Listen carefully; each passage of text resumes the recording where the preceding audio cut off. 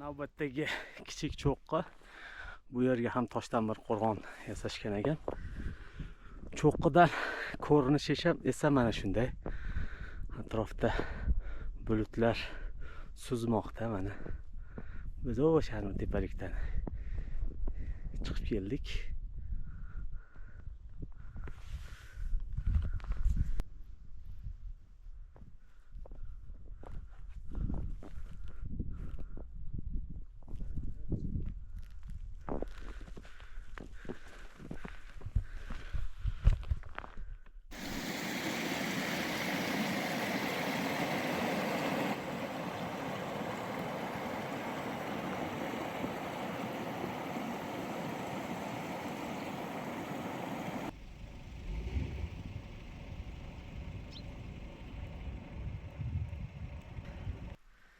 ...2026 yil 18 yanvar Toshkent viloyati Ohangaron tumanidan inshaalloh biz safarimizni boshladik.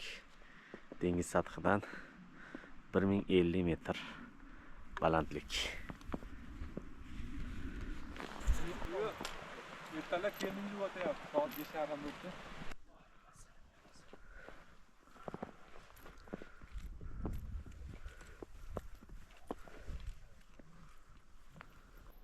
Ohangaronni ichki qismlarida mana shunday ko'p chorva boqiladigan va qaraladigan joylar bor ekan. O'shalardan biri molxona va tepada o'sha cho'ponning uyi.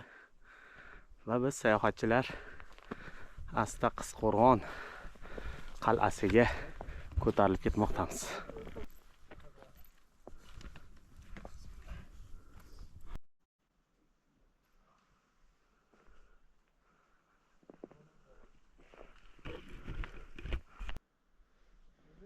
Quyosh chiqay deyapti.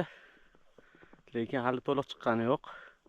Shu bois atrofni ko'rish unchalik tiniq bo'lmasa-da, yaqin atrofimizni ko'rib maza qilyapmiz.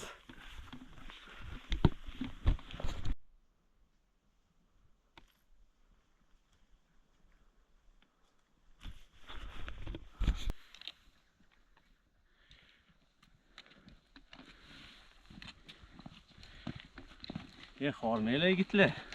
Salomat bo'ling. Charchamadingizmi aka?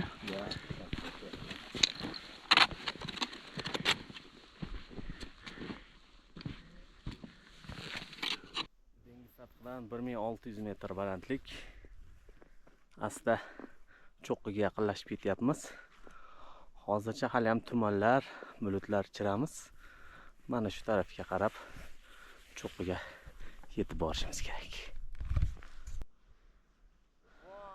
Narigi tarafda bulutlar pastda qoldi. Mana yigitlar asta sekin chiqib kelishmoqda. Quyosh chiqqanda qordagi go'zallik g'oyatda ajib bo'ladi.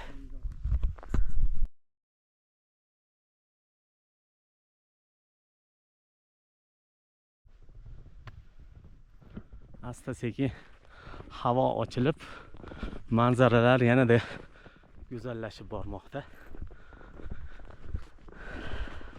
Alhamdulillah. G'oyatda maroqli bo'lgan mana shunday go'zal joylardan o'tyapmiz. Bulutlar pastda qolib ketdi. Bu tarafda bulutlar suzmoqda mana. Bu tarafda va narigi tarafda.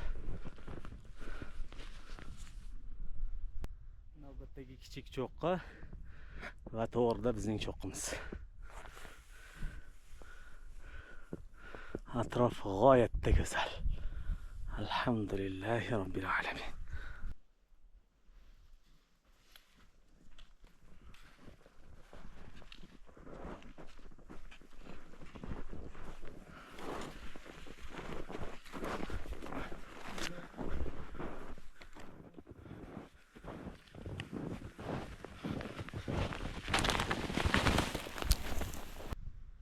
Navbatdagi kichik cho'qqi.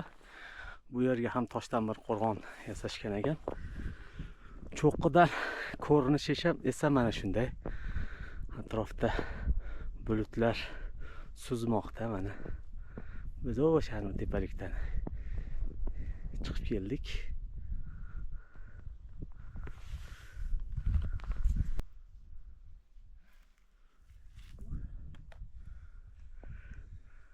Cho'qqiga kelmadikmi Davronbek? Ha, buni ham cho'qqi desak bo'laveradi aka. Nima bu o'zi? Bu qo'rg'on bu ham bir tosh qo'rg'on. Tosh qo'rg'on? Ha. Oha. Nomini so'rayapsizmi? Yuqorida qis qo'rg'on, bunisini yigit qo'rg'on deb qo'yaveramiz aka. Biz pastdan ko'rib xursand bo'libsiz yetib keldik. Yo. Inshaalloh. Biz yigit qo'rg'onga yetib keldik aka. Bulutlar ustida. Atrof nima deyapti? Voy, mana bulutlar ustida uchimizni qarang. Voy.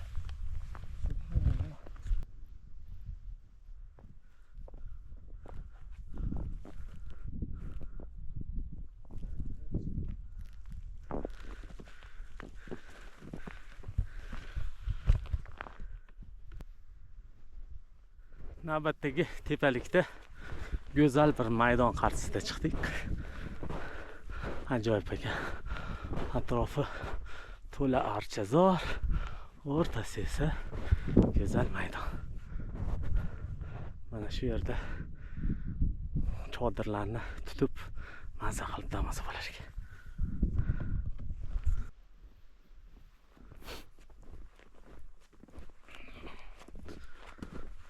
Ajoyib joylar. Mana bu yerda bo'ri izlari.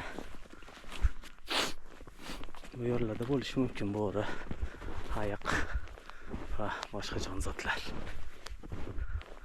Qor rosa qalin ekan shu yerda. Cho'qqimizga ozgina qoldi.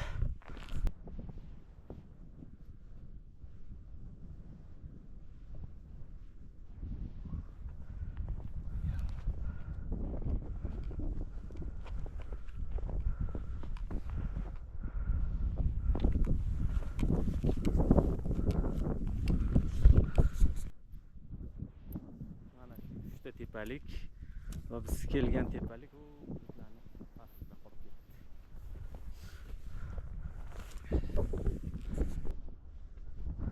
Asta cho'qqiga ham yaqinlashib qoldik. Yetdik desa ham bo'ladi. Bu Qis qo'rg'on cho'qqisi deb nomlanadi. Dengiz sathidan 1896 metr balandlikda joylashgan. Bunday nomlanishiga sabab o'sha mahalliy xalqni turli rivoyatlarida keladigan Qizlar qal'asi bilan bog'liq. Go'yoki dushmanlar bostirib kelganda mana shu yerda qizlarni, ya'ni mahalliy aholi o'zlarining hayot qizlarini shu yerga yashirgan ekan degan bir rivoyatlar yuradi. Ana shu rivoyatlar ta'sirida bu Qis qo'rg'on qal'asi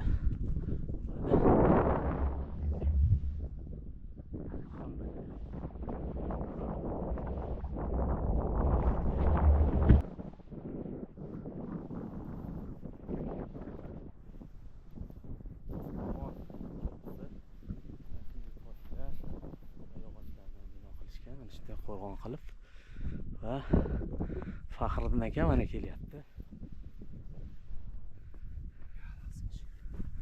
Faxriddin aka charchamadingizmi? Yo'q, shukr zo'r. Yaxshi kelyapsiz, alhamdulillah. Qis qo'rg'on yigit qo'rg'ondan kattaroq ekan-a?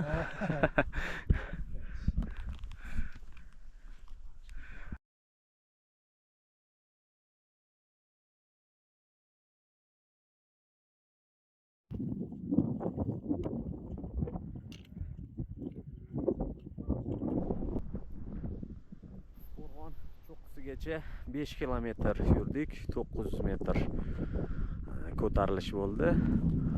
Endi hozir pastga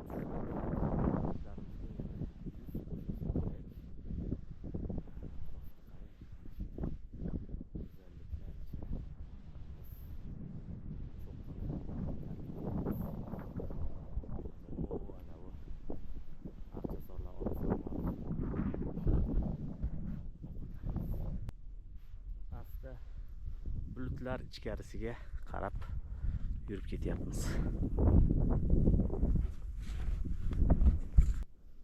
Mana shu pastda yastanib yotgan bulutlar ham xuddali cho'ldagi qumlar yoki tog'larga o'xshaydi. Mana bu pastdagilar bizali cho'qqiga chiqadiganlarni tili bilan aytganda 1,5 mingtalik, o tepada 3 mingtalik bulutlarni ko'rish mumkin. Ya'ni dengiz sathidan 3000 metr balandlikdagi bulutlar va mana bu pastdagi bulutlar hozir rosa harakatlanyapti.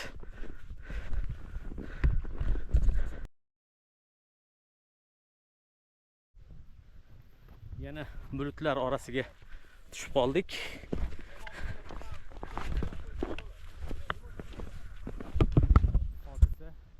Hozir turgan joyimizdan atigi 100 metr tepada quyosh charaqlab yotibdi. Lekin 100 metr pastda mana shunday holat. Bulut, tuman ichida asta pastga qarab ketyapmiz.